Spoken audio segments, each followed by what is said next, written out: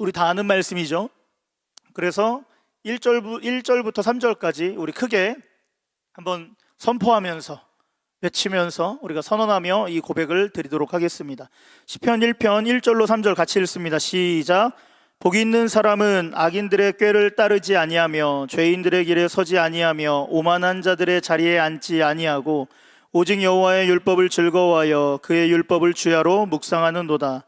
그는 시냇가에 심은 나무가 철을 따라 열매를 맺으며 그 잎사귀가 마르지 아니함과 같으니 그가 하는 모든 일이 다 형통하리로다. 아멘. 할렐루야. 이 말씀은 주님의 말씀입니다. 믿으십니까? 아멘. 우리 말씀을 전하기 전에 잠깐 광고사항 하나만 전하고 말씀을 나누도록 하겠습니다. 여러분 순서지 뒷면에 보시면은 순서지 뒷면에 이제 제가 그 동정란에 보면은 제가 2020년 12월 31일부로 목요일이죠. 그날부로 이제 사임을 합니다. 우리 청년교회를 사임을 하고요. 저희 이제 교목들 네 분과 함께 저희 청년교회뿐만 아니라 우리 교목들 네 분과 함께 협동목사로 산상교회 협동목사로 말 그대로 협력하는 사역만 저희가 감당하게 되었습니다. 이유는 뭐 코로나로 인하여서 굉장히 또 여러 가지 변화도 찾아오고 해서 저희가 또 학교 사역에 또 집중해야 되는 시간이 좀 필요할 것 같다라는 전체적인 어떤 이 회의와 또 기도의 응답에 의해서 이렇게 결정이 되었습니다. 4년 동안 4년 동안 함께 할 수 있어서 너무 행복했는데 조금 더 할 수 있는 시간이 주어질까라고 했지만 일단은 이 코로나 시기가 좀 지난 후에 그런 상황들이 다시 돌아오지 않을까, 아니면 또 다른 일로 또 다른 사역으로 우리 산상교회 안에 부름받지 않을까라는 기대가 있습니다. 그래서 여러분 어쨌든 교회를 나가는 건 아닙니다. 교회 안에서 계속 같이 활동하고 또 예배는 드리지만 우리 청년교회는 이제 조금 더 제가 먼 발치에서 여러분들을 위해서 중보하는 중보 기도자로서의 역할을 섬겨야 될 것 같습니다. 또 새로 오시는 우리 귀한 전사님이 계신데 그거는 제가 마지막 날 이제 마지막 주 예배 있죠. 12월 마지막 주 예배 27일 예배 때 같이 소개하고 또 그렇게 하도록 하겠습니다. 제일 안타까운 건 이 온라인 기간에 여러분과 이렇게밖에 인사를 하지 못한다는 거. 그게 가장 속상하고 좀 마음이 어렵지만 그래도 우리가 한 공동체, 사실은 더하는 청년교회뿐만 아니라 그것을 넘어서서 산상교회라는 큰 이름 안에서 우리가 연합할 수 있기 때문에 아쉬움을 조금 달랠 수 있지 않을까라고 생각합니다. 어쨌든 여러분 저의 어떤 상황이 이렇게 됐으니까 또 더 열심히 우리 청년교회가 뭉칠 수 있는, 또 하나 될 수 있는 기회가 잘 마련되었으면 좋겠습니다. 말씀을 무거운 마음으로 시작해야 되겠네요. 그죠? 우리 현장에 있는 분들은 지금 제 눈빛을 쳐다보지 못하고 있습니다. 눈동자가 다들 흔들리고 계시네요. 사랑하고 축복합니다. 여러분은 복을 좋아하십니까? 네. 복을 싫어하는 거는 없죠. 제가 질문을 잘못했어요. 그죠? 그죠. 복을 싫어하는 사람은 단 한 명도 없습니다. 다시 질문하겠습니다. 나는 복을 받았다라고 손 들어볼까요? 아까 복을 좋아하신다면은 난 복을 받았다 손. 우리 온라인에 계신 분들도 손 크게 높이 드시면 좋을 것 같습니다. 나는 복을 받았다. 그럼 난 반대로 나는 복을 받았는지 잘 모르겠다. 그렇죠. 이 온라인 상황으로 넘어와서 이름을 대기 참 그렇네요. 그렇군요. 그러면은 여러분 좀 궁금한 게 있습니다. 복을 받았다와 안 받았다를 나누는 기준은 뭘까요? 돈이 많으면? 시간이 많으면? 여유가 있으면? 이런 게 복을 많이 받았다는 건가요? 그럼 여러분은 그 복을 많이 받은 혹은 받았다 안 받았다의 기준을 다 갖고 계십니까? 눈동자를 다 피하시는군요. 온라인에 계신 분들은 지금 저를 뚫어지게 쳐다보고 있겠죠. 저 사람 관도 진짜? 이런 마음으로. 아니요, 집중하십시오. 이제 설교에.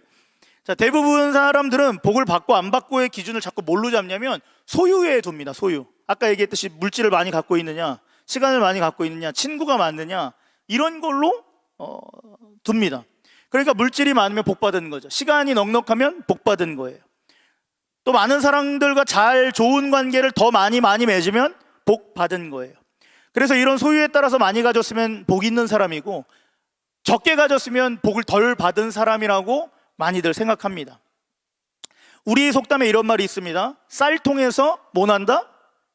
인심 난다.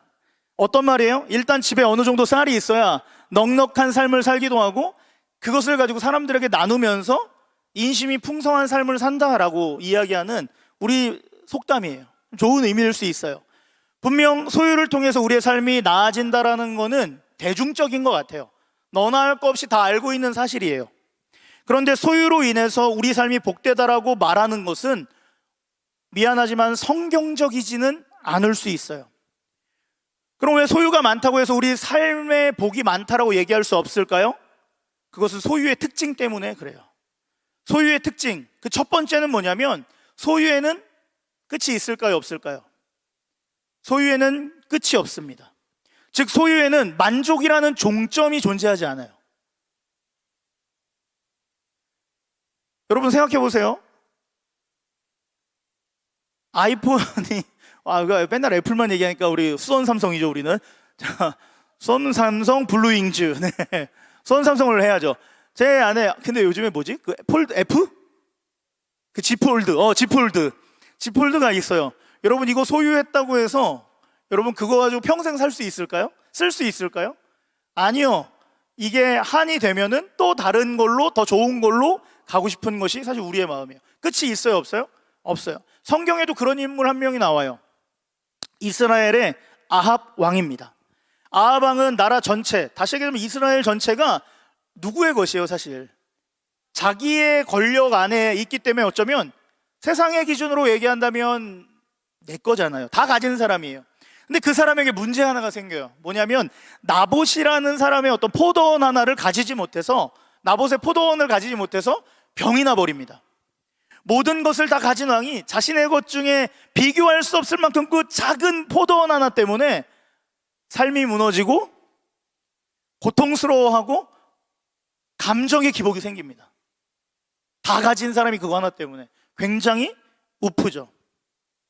그래서 어쩌면 이런 모든 걸 가지고 독일의 한 사상가 에리히 프롬이라는 사람이 이런 이야기를 합니다. 소유냐 존재라는 책에서 이런 얘기를 해요. 탐욕은 마치 밑 빠진 독과 같다. 못 빠진 독이라고요? 밑이 빠진 독이에요. 인간의 소유의 욕심은 항아리에 비유하자면 아래 밑바닥이 없는 거예요. 그래서 계속 부어도 그 항아리는 차요, 안 차요? 찰 수 없습니다. 또 프롬은 이어서 얘기해요. 탐욕은 결코 우리를 만족하는 데 도달하지 못하게 하면서도 끝까지 이를 만족시키려는데 우리의 모든 인생을 탕진시킨다는 거예요. 소유를 채우다가 우리의 삶을 다 날려먹는다는 거죠. 과연 살면서 욕심을 끝까지 채운 사람이 이 땅 가운데 있을까요? 없습니다. 여러분 대한민국 1위 기업이 어디예요? 수원? 삼성이죠. 네, 삼성 수원에서 떠나지 마십시오. 저는 삼성 좋아합니다. 폰은 애플 쓰고 있지만 삼성이에요. 근데 여러분 삼성 며칠 전에 이제 그 창립자의 아들이었던 대표가 이제 돌아가셨죠. 그분이 뭐라고 얘기했어요? 부인과 자식 빼곤 다 바꾸라고. 왜? 계속 뭐 해야 되니까? 발전하고 더 우리가 세상에 뛰어난 존재가 돼야 되고 따라올 만큼 계속 앞서가야 되니까. 돈이 엄청 많아요. 그런데 삼성은 더 많은 부를 축적하기 위해서 끝까지 도전해요. 이 말은 거꾸로 얘기하면 뭐예요? 아직도 뭐예요? 부족하다는 거예요. 아직도 다 차지 않았다라는 거예요. 네. 그럼 이러한 이야기를 우리의 삶에 적용해 본다면 우리 청년들 중에도 예쁜 자매, 잘생긴 형제들이 지금 화면으로 예배를 드리고 있어요. 네, 현장에서도 예배를 드리고 있고요. 네, 우리 현장에 있는 분들 더 예쁘고 사랑하고 축복합니다. 근데 이 매력적인 지체가 우리 교회에 많이 있지만 그런 사람이라고 할지라도 자기 외모에 대해서 만족만 할까요? 불만족도 하겠죠. 조금 키가 더 컸으면이라는 생각을 가진 사람도 분명 있을 거예요. 물론 저는 그렇지 않아요. 저는 굉장히 제 키가 크다고 생각하고 있기 때문에 하늘로부터 따지면 제 키가 굉장히 큰 키잖아요. 아무도 웃지 않아. 또 결혼하고 싶을 만큼 완벽한 지체가 있다 할지라도 피부가 조금 더 좋았으면 하는 바람이 있는 지체들도 분명히 있을 거예요. 특히 자매들은 고3이 지나면 어디부터 등록을 하세요? 나는 체육관이라고 생각했는데 우리 현장에 있는 분들은 그 성형외과라고 생각하시는 분이 꽤 있네요. 맞아요. 성형외과에 가셔서 뭐예요? 자기의 부족한 부분을 이제 고치기 시작해요. 무슨 말입니까? 자신의 결핍을 다 인정하고 산다라는 거예요. 아무리 잘나고 아무리 잘생겼고 아무리 대단하고 그렇게 보인다 할지라도. 그러니까 우리는 이런 소유욕이 끝없다라는 것 잘 알고 있어요. 그래서 사람의 소유는 굉장히 무섭습니다. 이것을 잡으면 저것을 잡고 싶고, 이것을 더 채우면 더 좋고 더 편안한 위대한 것으로 또 채우고 싶은 욕구가 바로 저와 여러분이 가지고 있는 소유욕이라는 거예요. 그러므로 소유는 우리를 결코 만족시킬 수 없습니다. 분명 소유는 저와 여러분을 편리하게 해줘요. 하지만 소유가 우리를 진정한 복된 인생으로 만들어주는지에 대해서는 우리는 고민해야 돼요. 어쩌면 아니라고 결정 내리고 시작해야 될지도 몰라요. 이것을 우리는 다시 한 번 더 생각하면서 소유가 어쩌면 나를 노예로 만들고 있다라는 생각으로 전환해야 될 때가 바로 오늘이라는 거예요. 그렇기 때문에 저와 여러분은 이 복의 기준을 소유에서 다른 걸로 좀 옮겨 놓읍시다. 소유가 아니에요. 많이 가졌다고 복이 있는 게 아니라, 더 잘생겼다고 복이 있는 것이 아니라, 위대한 것을 내가 또 갖고 있다 해서 그것이 대단한 게 아니라, 우리는 복의 기준을 이젠 다른 걸로 바꿔야죠. 특히 오늘 본문을 통해서, 오늘 본문은 어디죠? 시편 1편이에요. 근데 이 시편 1편에는 뭐가 등장해요? 진짜 복 있는 사람이 누구인지에 대해서 그 복의 기준, 그 복의 개념을 명확하게 말씀해 주고 있다는 거예요. 사랑하는 여러분, 오늘 저와 함께 이 말씀을 통해서 복의 기준을 다시 세우기를 주님의 이름으로 간절히 축복합니다. 할렐루야. 오늘 본문의 시편 기자는 복 있는 사람을 이야기하고 있어요. 근데 여러분 보세요. 시편은 총 몇 편으로 이루어져 있죠? 150편입니다. 장으로 얘기하자면 150장이 있는 거예요. 150편인데 이 150편의 시편의 제일 첫 번째 장이 오늘 우리가 읽은 시편 1편이에요. 중요해요, 안 중요해요? 굉장히 중요하겠죠. 왜냐? 시편 전체를 아우르는 메시지를 드러내놓고 시작하는 거예요. 그럼 오늘 1편은 서론인 거예요. 그래서 1장은 이 서론에서 뭐라고 시작해요? 1장 1절, 1편 1장 1절, 미안해요. 1편 1절에서 뭐라고 시작하고 있어요? 복 있는 사람은. 보세요. 말씀 그냥 띄워주세요. 복 있는 사람이라고 하면 일반적으로 어떤 고백을 해야 돼요? 그 다음에 부연 설명이 뭐가 나와야 돼요? 보세요. 예를 들어서 공부 잘하는 사람은 이라고 하면 그 공부 잘하는 사람의 특징을 나열해야 돼요. 그죠? 시간 관리를 잘하고 복습 예습을 잘하고 어떤 사람이다, 이렇게 결론이 내려져야겠죠.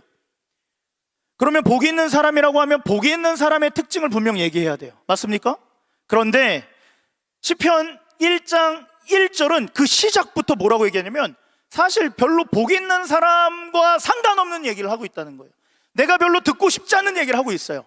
복과 전혀 상관없어요. 뭐라고 얘기해요? 죄인들의 얘기를 하고 있어요. 복 있는 사람 뭐래요? 악인을 언급하잖아요. 오만한 사람의 길을 얘기하고 있어요. 그럼 왜 복과 전혀 상관없는 이 죄인들의 얘기를 하는 걸까요? 그 이유는 잘 들으십시오.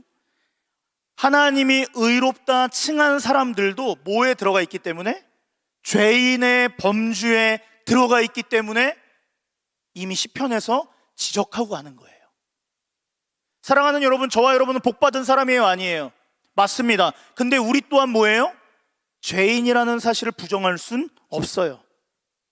우린 은혜로 칭함받음을 받았어요. 그래서 복 있는 사람이에요. 하지만 그 사람들도 죄인의 영역에 여전히 포함되어 있다는 걸 기억하라는 거예요. 할렐루야. 확실히 우리는 의인인 동시에 죄인입니다. 그래서 우리는 여전히 악의 유혹에 자연스럽게 반응해요. 영적인 촉을 곤두세우지 않는 한 하나님의 은혜를 기억하지 않고 그냥 내버려두면 마치 잡초가 우죽순 생기는 것과 같이 우리의 삶에, 우리의 삶 중심에는 죄가 무럭무럭 자랄 수밖에 없어요. 그래서 우리는 이 시편 기자의 첫 번째 이 고백을 기억해야 돼요. 복 있는 사람조차도 이 악인의 범주에 들어있다라는 것, 죄인의 길에 설 수도 있다라는 것, 우리는 이 가르침 앞에 우리를 조명해야 돼요. 할렐루야. 생물에는 여러분 주성이라는 게 있어요. 주성. 주자는 향하여 가다, 달려가다의 주자예요. 그리고 성자는 말 그대로 성질이에요. 이 주성이라는 성질은 외부로부터 자극으로 인해 강제적으로 행하여지는 무의식적인 행동이에요. 이걸 생물에서는 주성이라고 얘기해요. 주성을 좀 더 쉽게 설명하면 외부에서 어떤 자극이 딱 와요. 그럼 바로 그냥 무의식적으로 반응하는 거죠. 그 예로 주성을 가진 곤충과 어류들이 있습니다. 이 주성을 가진 곤충과 어류들을 한 번 더 포장한다면 이렇게 얘기할 수 있어요. 주성에서 조금 더 발전해 볼게요. 주광성이에요. 뭐라고요? 우리 박주광이가 생각나죠? 주광성. 빛에 무의식적으로 반응하는 거예요. 강렬한 빛이 오면 반응해버리는 거예요, 무의식적으로. 우리 예진이 놀릴 준비하고 있어. 주광이 오빠 오늘 설교에 나왔네 이러면서. 그럼 이 주광성은 바로 빛에 무조건 반응하는 건데 뭐가 있을까요? 불만 딱 어두운 밤에 불을 빵 켜요. 그럼 곤충들 가운데 뭐가 몰려들죠? 모기, 나방, 파리, 이런 애들, 하루살이. 분명 거기 빨려 들어가면 불타 죽는지 알고 있을 거야 분명. 그런데 본능이 더 먼저 앞서서 갖다 봤잖아요. 그리고 어떻게 해요? 사망 선고를 받습니다. 고속도로에 차를 밤에 막 다녀요. 여름에 막 밟고 달려요. 그럼 어떻게 해요? 차례에서 내리면 어떻게, 많은 그 시신들 있잖아요. 곤충의 시신들이 차 본네트 위에 알죠? 더 이상 그만 얘기해야겠네요. 그럼 어류에는 뭐가 있느냐? 어류에는 고등어와 오징어 같은 게 있어요. 저는 경험했어요. 가끔 해군이랑 연합하는 훈련이 있어요, 해병대는. 근데 같이 타요, 배를.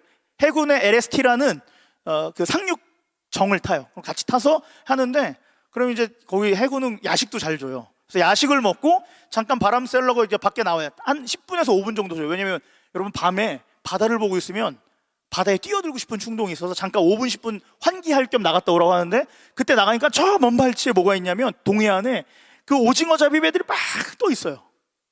그러면 그 촉이 너무 강해요. 이 빛의 광채가. 뭐 하냐 봤더니 오징어 잡이를 하는 거예요. 왜요? 몰려드는 거죠. 주광성 때문에. 잡히는 거 알면서도 끌려가는 것, 이런 거죠. 그런데 이런 곤충이나 어류에게만 주광성이 있을까요? 물론 생물학에서는 하등 생명체에게만 있다라고 하는 것이 이 주광성, 주성이에요. 하지만 인간에게도 주광성과 같은 무의식적인 성질이 하나 있어요. 그거를 조금 바꿔서 주, 죄, 성이라고 할 수 있어요. 뭐라고요? 주제성입니다. 죄를 향하여서 달려가는 거예요. 뭘로? 무의식적으로, 본능대로. 죄에 대해서 나도 모르게 자꾸 반응하는 거예요. 우리도 모르게 그것을 향해서 죄 지으러 달려가는 거예요. 죄만 보면 그것을 즐기려는 습성 다 있잖아요. 인정하잖아요. 특히 아이들의 모습 속에서 여러분, 이 주제성은 굉장히 정화되지 않고 흘러나옵니다.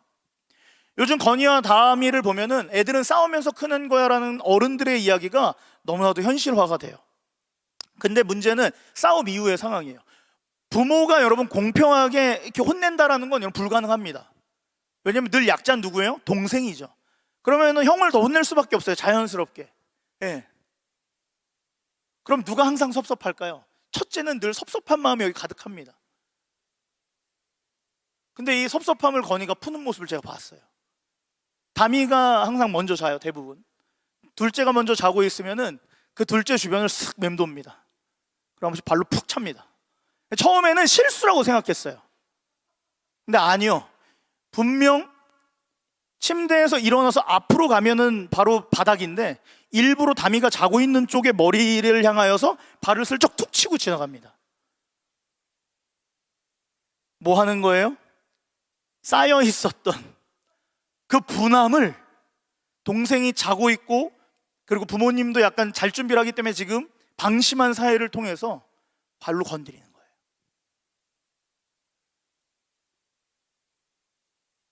분명 혼난 그날 밤입니다. 이게 뭐예요? 죄의 본능이라고 봐요. 여러분, 죄에 대해서 누가 교육해 준 적이 있습니까? 저는 건이와 다미에게 단 한 번도 죄를 지으라고 가르친 적이 없어요. 앞으로도 못 가르쳐요. 아니, 안 가르칠 거예요. 죄의 무서움은 어마어마하기 때문에 가르칠 이유가 없어요. 그런데 우리는 가르쳐 주지 않아도 태어나면서부터 죄를 짓고 삽니다. 정확하게 뭐가 내재되어 있어요? 주죄성이 내재되어 있는 거예요. 그래서 시편 1편에서 그 기자는 이야기하죠. 어떤 사람도 그가 나열한 죄의 모습 속에서 너희 자유로울 수 없어. 그러므로 복 있는 사람이라고 할지라도 이 죄인의 길을 가지 않기 위해서는 저와 여러분은 본능적으로 이 죄와 씨름해야 한다라는 것을 시편 1편이 복 있는 사람을 표현하며 강조하고 있는 거예요. 결국 저와 여러분은 우리 안에 내재되어 있는 죄성과의 싸움을 시작할 때 비로소 복 있는 사람의 길로 들어설 수 있어요. 할렐루야. 여러분, 암 환자가 있어요. 암을 치료한다고 했을 때 고통스러워도 암이 있는 부위를 뭐 해야 돼요? 집도이의 칼날을 들어서 째야 되고 도려내야지만 살 수 있어요. 마치 그렇듯 아파도 두려워도 우린 죄성과 싸워야 해요. 그게 복 있는 사람의 길이기 때문에요. 그래서 히브리서 기자는 이렇게 이야기하죠. 너희가 죄와 싸우되 아직 피 흘리기까지는 대항하지 아니하고. 이 말은 무슨 말이에요? 죄와 씨름할 때 어떻게 싸우라는 거예요? 피 흘릴 때까지 싸우라는 거예요. 뭐 흘릴 때까지? 피 흘릴 때까지. 성경에서 피를 흘리면서 싸우라는 구절이 많을까요? 아니요, 몇 군데 없어요. 굉장히 소수예요. 그 소수 중에 하나가 저 히브리서 12장 4절 말씀이에요. 근데 그 대상이 뭐 할 때 피 흘리면서 싸우래요? 너희가 죄와 싸울 때. 너희가 죄와 싸울 때 피 흘리며 죽기까지 싸워야 그 죄를 이길 수 있다라는 거예요. 할렐루야. 그렇다면 죄와 싸우려면은 우리는 죄를 죽이기 위한 도구가 필요할 것이에요.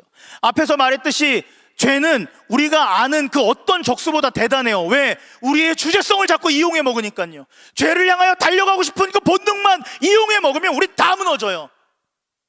그렇기 때문에 우리가 쉽게 감당할 수 있는 존재가 아니라는 거예요. 그럼 우리가 죄를 이기려면 뭐가 필요할까요? 다시 1절 말씀을 볼게요. 1절은 죄가 우리를 삼키는 방법이 기록되어 있는 것을 알 수 있어요. 죄가 전략적으로 우리를 넘어뜨리는 방법이 시편 1편 1절에 써 있는데, 우리 크게 아주 크게 한번 읽어보겠습니다. 시작.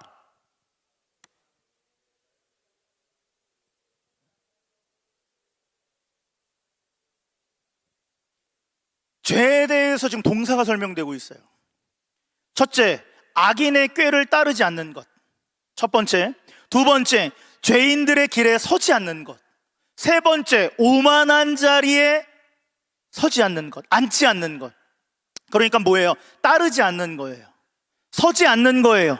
그리고 그 죄에 걸터 앉거나 냅다 풍덩 앉지 않는 거예요.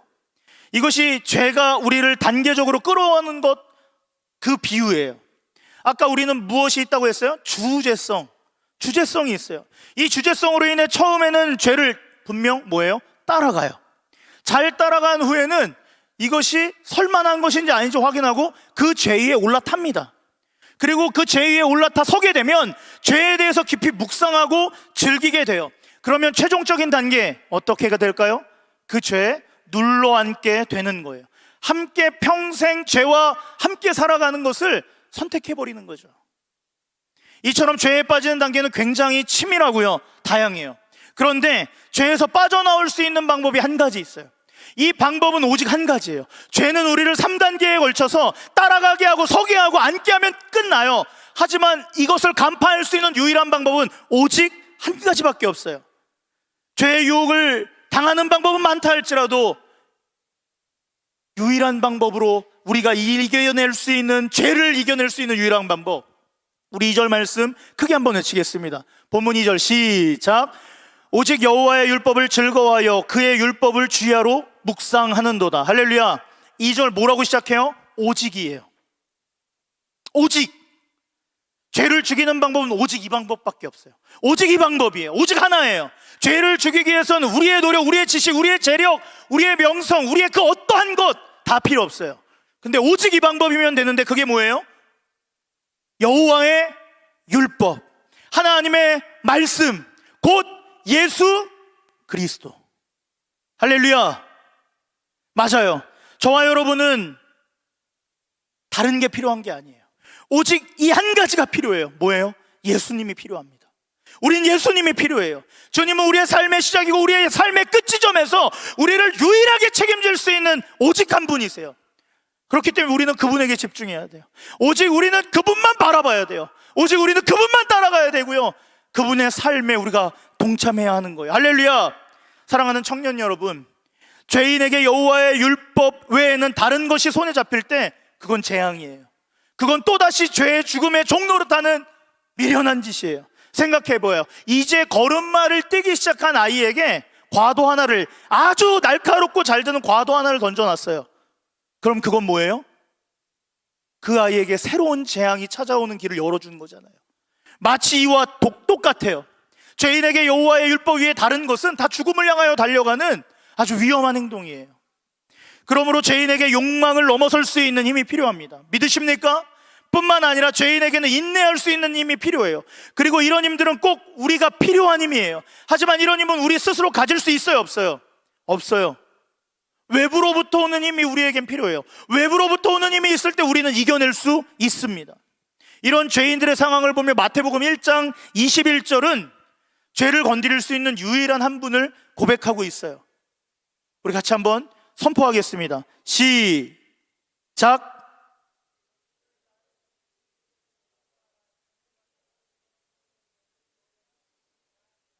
할렐루야. 무엇이에요? 오직 우리를 구원할 예수 그리스도이세요. 할렐루야.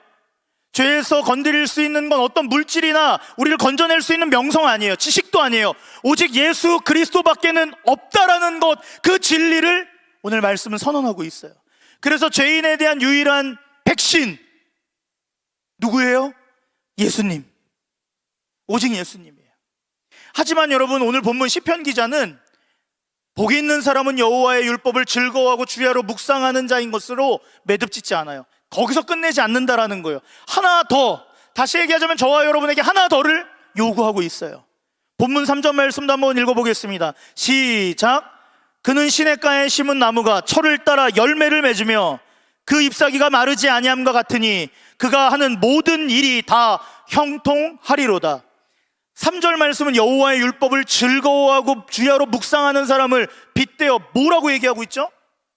시냇가에 심기어진 그 나무라고 얘기해요. 말씀을 사랑하는 사람과 시냇가에 심은 나무가 지금 동일한 거예요. 여러분, 이것을 이해하기 위해서는 유대민족의 기후를 좀 알아야 돼요. 유대민족이 살아가는 팔레스타인 지역에 시냇가에 심은 나무는 어떤 나무일까요? 일단 유대 땅은 비가 자주 와요, 안 와요? 비가 자주 와요, 안 와요? 자주 안 오죠? 사막 기후예요. 그래서 경기가 심각할 때는 어느 정도냐면 가시덤불이 막 이렇게 막 동네로 훅 다녀요. 그럼 갑자기 팍 하고 그냥 불이 튀어 올라서 혼자 붙는 거죠. 저만 놀랍군요. 예, 우리 다시 그러네요. 제가 31일 이후로는 먼발치에서 중보자로 서겠다고 고백했기 때문에 우리 이스라엘 성지순례 같이 한번 가나 했는데 저만 갔다 오도록 하겠습니다. 예, 저만 놀라웠으니까 붙는 거예요. 뿐만 아니라 잘 서 있는데 걔가 엄청 심하게 말라 있어요. 건기 때문에. 근데 그냥 나무에서 지 혼자 불이 붙어버리는 거예요. 이런 조건에서 팔레스타인 지역의 큰 나무, 목질, 대단한 나무 이런 건 중요해요, 안 중요해요? 안 중요해요. 건기가 찾아오면 다 죽는 거예요. 다 죽는 건 아니죠. 다 타버리는 거죠. 타니까 죽는 건가? 어쨌든 사막 기후의 나무가 그럼 잘 살기 위해서 자신이 마르지 않게 하기 위해서는 얘가 어디 있어야 되는 거예요? 그렇죠. 항상 시냇가 옆에 있는 나무가 중요하다라는 거죠. 자, 그럼 이 나무의 생명력은 어디서부터 출발해요? 그 뿌리가 어디에 심겨져 있냐에 따라서 살아갈 수도 있고 죽을 수도 있는 거예요. 그래서 시냇가에 그 나무가 심겨져만 있으면 그 나무가 스스로 죽고 싶어도 죽을 수 있어요? 절대 그렇지 않아요. 물이 흐르고 시냇가에 뿌리만 잘 내리고 있으면 내가 죽고 싶어도 죽을 수 없는 거죠. 그래서 시냇가에 심기어지면은 3절 말씀처럼 그 나무는 어떻게 됩니까? 철을 따라, 환경에 따라 상관없이 잎사귀가 어떻게 돼요? 푸르러요. 그리고 열매를 맺게 된다라는 거죠. 할렐루야. 결국 나무의 능력은 나무 자신에게서부터 나오는 게 아니에요. 즉 나무의 능력은 시냇가에 얼마나 많은 물이 있느냐, 그 시냇가의 물이 얼마나 깨끗하느냐에 따라서 그 나무의 능력이 드러나게 된다라는 거죠. 그러므로 사랑하는 청년 여러분, 우리의 복된 인생은 소유가 아니라는 거예요. 어디에 소속되어 있냐에 따라서 우리의 인생이 복되다는 거예요. 소유가 아니라 우리의 소속이 그리스도께 심기어져 있을 때 우리는 복된 인생으로 걸어간다라는 거예요. 할렐루야. 여호와께 심겨져 있기만 하면 우리의 삶은 행복합니다. 여호와께 심겨져 있다면 우리의 삶은 복 있는 자의 삶으로 바뀔 수 있습니다. 이는 여러분의 삶이 어떠하다 할지라도, 그 능력이 어떠하다 할지라도 내가 예수 그리스도 그분께 심겨져 있으면, 내가 하나님의 자녀가 되어 있으면 우리의 삶은 복 있는 삶이에요. 모든 것을 가능케 하는 소망 넘치는 삶이라는 거죠. 그러므로 더하는 청년교회의 삶이 여호와의 율법, 그 말씀에 심겨져 있기를 주님의 이름으로 간절히 축원합니다. 할렐루야. 이렇게 해서 말씀을 정리하면 참 좋아요. 그죠? 그럼 우리 목사님 이상한데? 7분? 야, 끝날 시간이 아닌데? 맞아요. 안 끝나요. 네, 절대 끝날 수가 없어요. 제가 끝내고 싶어도 말씀이 끝내주지 않아요. 시편 1편은 여호와께 소속된 우리에게 가장 무게를 실어주는 요구 조건 하나가 더 남아있어요. 그러니까 시냇가에 심기어진 나무와 같은 사람이 가장 복된 삶이다라는 것을 알려주는 동시에 아주 중요한 한 가지를 더 요구하고 있어요. 여기에 우리 모두는 주님께 속한 사람이에요. 할렐루야. 죄인인 동시에 의인이기 때문에 누가 뭐래도 저와 여러분은 주님께 속해 있어요. 그러면 우리에게 요구하고 있는 것이 또 뭘까요? 2절 말씀을 다시 한번 더 보겠습니다. 우리 2절 말씀, 여호와의 말씀을 즐거워하고 묵상하는 사람, 이 둘 중에 어떤 것이 중요할까요? 즐거워하는 거? 묵상하는 거? 묵상하는 거예요. 2절에서 보다 무게감이 있고 우리에게 필요한 요구를 강력하게 전하는 것은 즐거워하는 것보다 묵상하는 것이에요. 여호와의 율법, 말씀을 즐거워하는 것을 넘어서 말씀 묵상하는 그 단계까지 가야 한다는 거죠. 누가? 주님께 속한 바로 저와 여러분, 복된 사람들이.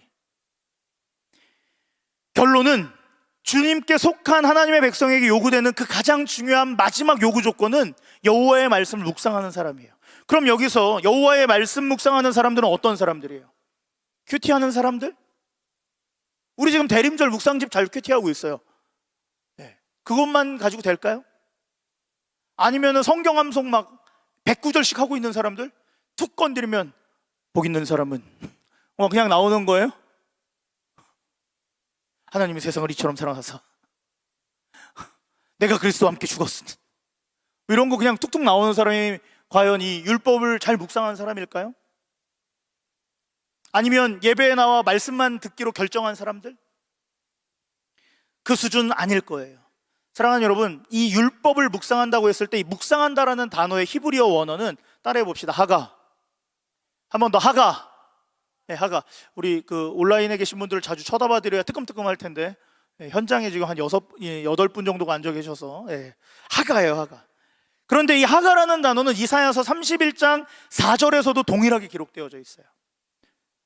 이사야서 31장 4절 상반부만 우리 같이 한번 읽어보겠습니다. 우리 상반부 같이 한번 크게 읽어볼까요?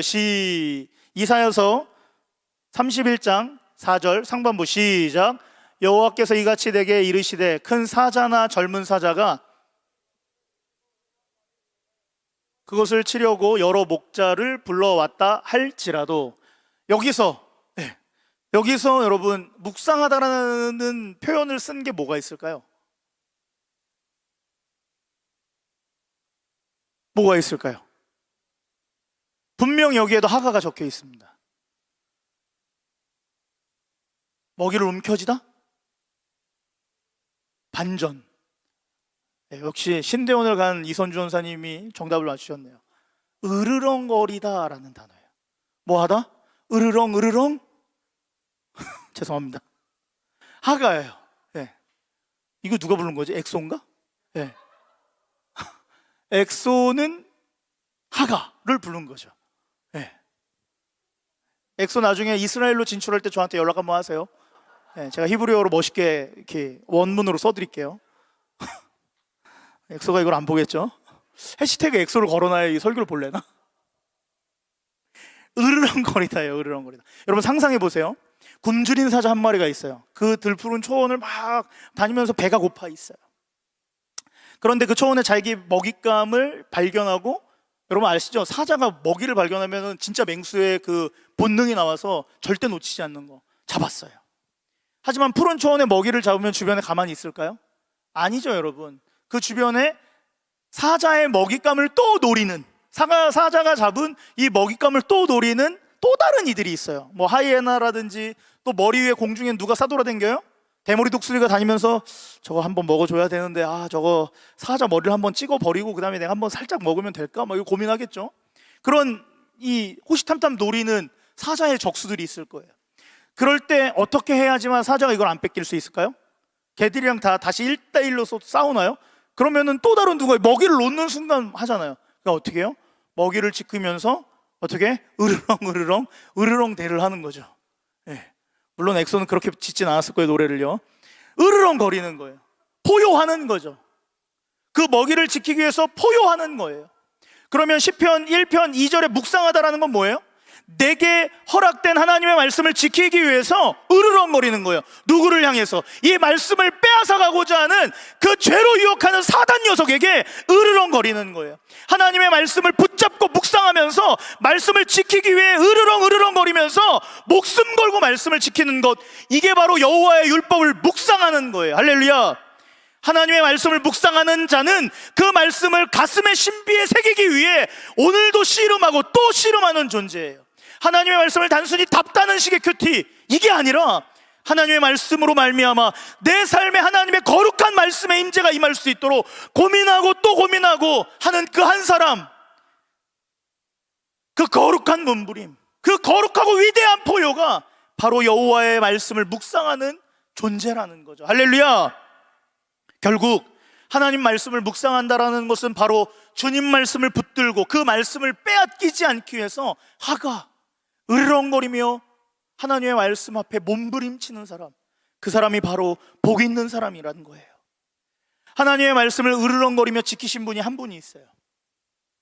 그리고 그분은 그 포효로 말미암아, 그분의 거룩한 포효로 말미암아 죄로 물르든 이 땅에, 이 세상 한복판에 구원의 길을 그분이 활짝 열어두셨어요. 그분은 누구예요? 예수 그리스도. 마태복음 26장 39절은 우리 주님이 정말 죽을 힘 다해서 으르렁거리셨던 모습을 아주 잘 묘사하고 있어요. 우리가 잘 아는 장소죠. 겟셋마네 동산이에요. 이제 예수님은 십자가를 지시기 위한 그 위기의 순간 앞에 놓여 있어요. 그런데 주님은 어떻게 기도하세요? 땀방울이 핏방울이 될 만큼 괴로워하시면서도 그 기도의 내용은 전혀 자신과 상관없는 기도의 내용이에요. 오직 누구의 뜻? 자신의 목숨을 부지하기 위한 것이 아니라 하나님 아버지의 뜻을 이루기 위한 그 거룩한 기도 제목으로 포효하고 계셨어요. 주님, 그러나 나의 원대로 마시고 아버지의 원대로 하옵소서. 아버지 하나님의 말씀을 지켜내기 위해서 그분은 포효하고 으르렁거리시면서 십자가의 길을 준비하셨고, 또 포효하며 으르렁거리시면서 십자가의 길을 걸어가셨어요. 예수님은 아버지의 뜻을 놓치지 않기 위해서 으르렁거리며 기도하셨어요. 또 기도하셨어요. 그런데 그때 그 거룩한 포효 앞에 부활의 첫 열매가 되셨고요, 그 거룩한 포효 앞에 온 세계 열방 가운데 생명을 허락하신 유일한 분은 예수 그리스도세요. 할렐루야. 사랑하는 여러분, 하나님의 말씀을 묵상하기 위해 으르렁거리는 이 으르렁거림의 간절한 포효가 우리의 능력이 되는 줄 믿으시길 주님의 이름으로 축복합니다.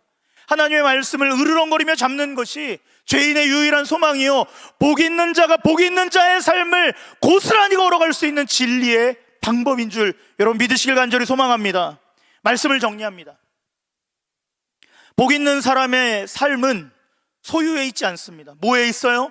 소속에 있습니다. 하나님의 말씀에 소속된 사람은 여호와의 말씀을 붙잡고 으르렁거리며 살아가는 존재예요. 여러분, 이것을 놓치면 미안하지만 다 죽습니다. 그래서 우리는 으르렁거려야 돼요. 하나님의 말씀 붙들고 으르렁거려야 돼요. 죄인은 정답을 모르는 사람이에요. 즉 저와 여러분에게는 정답이 없어요. 정답을 모를 수밖에 없어요. 그런데 이 정답을 모르는 우리가 정답인 성경을 뺏기면 우리는 마치 미치광이보다 더 잔인한 죄인이 될 거예요. 사랑하는 여러분, 하나님의 말씀 뺏기면 우린 죽습니다. 내가 한 절 암송하고 있는 그 성경 한 절이 삶을 포기하고 싶을 때 여러분을 반드시 살릴 거예요. 또 취업에 떨어지고 하루아침에 집안이 다 망해서 그래서 아무것도 할 수 없어 절망의 길을 걷고 있을 때 하나님의 말씀 그 한 구절이 반드시 여러분 한 명 한 명을 다 살리게 될 거예요. 그러므로 사랑하는 여러분, 복 있는 사람은 하나님의 말씀을 붙들고 으르렁거리는 사람이에요. 사랑하는 여러분, 한 학기, 아니 1년, 우리 오늘 종강 예배인 건 아시죠? 굉장히 힘들었어요. 근데 이 힘든 가운데서 유일하게 안 힘들더라고 얘기할 수 있는 한 사람들은 있을 거예요. 그 사람들은 뭐예요? 이미 하나님 말씀 붙들고 포효해 왔었던 그 사람이에요. 아무리 힘들고 외롭고 너무 어려워서 눈물밖에 나지 않는 상황이다 할지라도 하나님 말씀 붙들었던 사람들, 그 거룩한 보혈 앞에 울고 있었던 사람들은 결국 지금 이 끝이 절망이 아니라 소망으로 꽃피고 있을 거예요. 하지만 또 어떤 사람들은 말씀과 전혀 상관없이 살았고, 또 말씀을 뒤로 한 채 내 마음대로 이 코로나를 이겨보겠다라고 몸부림쳤던 사람들은 여전히 포효가 아니라 죄와 친구하며 자신의 삶이, 자신의 살이 뜯겨지는지 모르고 살아가고 있는 사람들도 있을 거예요. 사랑하는 여러분, 그러나 말씀을 들고 포효했던 사람이나 말씀을 버리고 죄와 친구했던 사람이나 아직 그 두 사람들에게는 기회가 남아 있어요. 사랑하는 여러분, 종강 예배를 드리며 여러분의 마음 안에 내가 과연 복이 있는 사람의 그 소속된 일을 하고 있는지 점검하시길 주님의 이름으로 축복합니다. 그리고 2020년 복되게 정리하세요. 2020년 후회로 정리하지 마시고 2020년 말씀 붙들고 다시 으르렁거리는 거예요. 다 무너져도 말씀 다시 잡고 으르렁거리면 우린 살 수 있어요. 하나님 우리를 단 한 번도 포기하신 적 없어요. 이스라엘 그 광야의 40년 가운데도 하나님은 단 한 번도 그 사람들 포기해 본 적 없으세요. 하나님은 결코 우리를 포기하지 않는 사랑으로 다시 찾아오실 거예요. 뭐 들고 있어야 돼요? 여호와의 율법을 즐거이 묵상, 으르렁거리는 자, 그 거룩한 보혈 앞에 우리의 마음을 하나님 앞에 드릴 수 있는 자, 그 사람은 2020년 다 망가졌다 할지라도 2020년에 문을 닫으며 2021년에 문을 열 때 후회 없이 소망으로 다시 시작할 수 있습니다. 할렐루야. 그래서 사랑하는 여러분, 우리 2020년 복되게 하나님의 말씀으로 정리합시다. 그리고 2021년 다시금 기쁨으로 준비하는 더하는 청년교회 되기를 주의 이름으로 간절히 소망합니다. 이 시간 같이 찬양하겠습니다. 우리 시간 같이 찬양하실 때 우리 아침 한개 눈앞 가리듯이라는 찬양이에요.